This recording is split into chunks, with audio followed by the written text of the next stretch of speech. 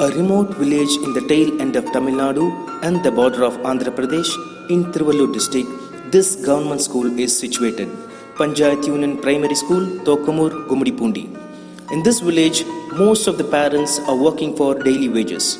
In the beginning of March 2020, complete lockdown was imposed by the government due to COVID-19 pandemic and all schools were closed.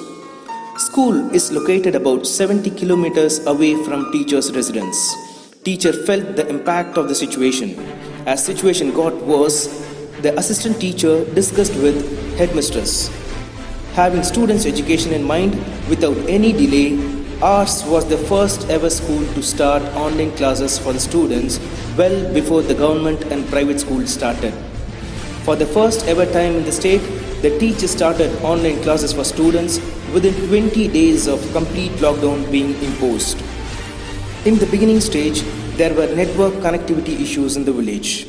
To overcome the issue, few common places were identified with good network connectivity and students were asked to attend the online classes there without any connectivity issue.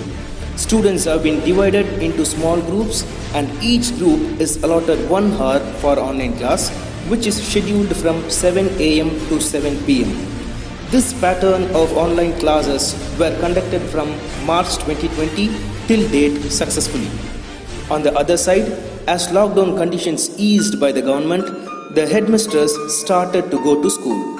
Respected headmistress faced many hindrances to cross the state border. She overcame all those difficulties and went to students' place to take classes. As of now, for the first ever time in the state, green education system has been implemented by headmistress. According to this system, classes were taken in the garden, under the tree and in open ground. Under the natural circumstances, following proper security guidelines and with parents' permission, students are assembled and classes have been taken.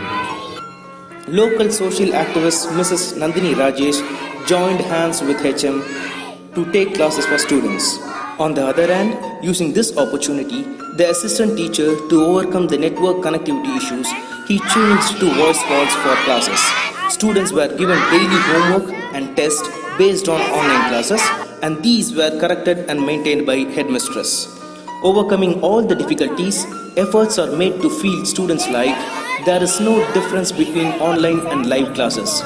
First and second term examinations has been conducted through online under HM's supervision and completed successfully.